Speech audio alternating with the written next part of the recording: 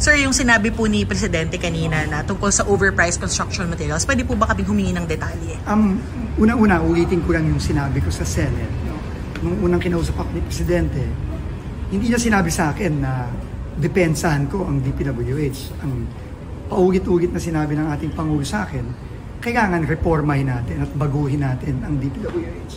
Dahil nga dito sa nakita niya, binulgar niya na napaka-laking korupsyon dito sa mga flood control projects at ngayon, nalaman na natin na dekada-dekada na ito, talagang I think kailangan na talaga nating seryosohin itong pagbabago at reforma sa DPWH.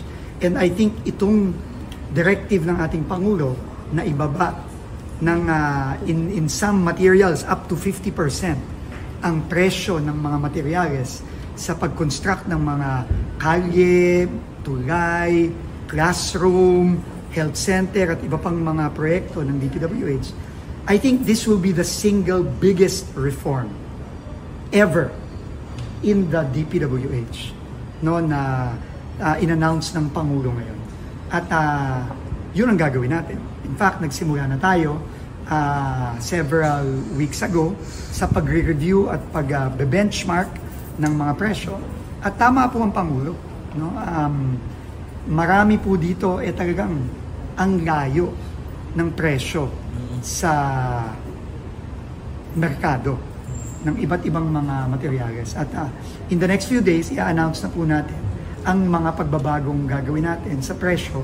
At tingin ko, pwede ditong i-apply sa iba't iba pang mga departamento. Halimbawa, nakikita ko yung ating gwapo at magaling na DOTR Secretary dito.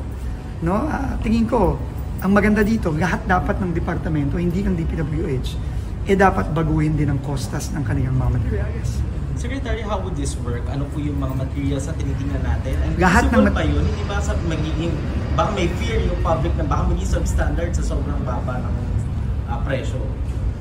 Ang pagbababa ng materyales, isa lang yan sa marami natin kailangan gawing reforma at pagbabago sa DPWH.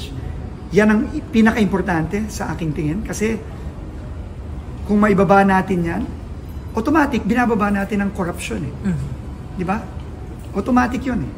At ikagawa, kailangan din nating i-monitor ng mabuti ang pagpapagawa. Ang substandard na proyekto, ang ghost project, hindi lang yan ang gagaling sa presyo. Nanggagaling yan sa pandaraya ng mga taga-DPWH, kakuntsabang kung sino-sino man. So yun ang kailangan nating bantayan. Pero lahat yan kailangan nating gawin sabay-sabay. Ayon na rin sa direktiba ng Pangulo na kailangan baguhin na natin yung kalakaran dito sa, kumbaga baguhin na natin yung dating gawi. Yung dating gawi, babaguhin na natin yan. At dito na tayo sa nararapat na gagawin natin sa DPWH.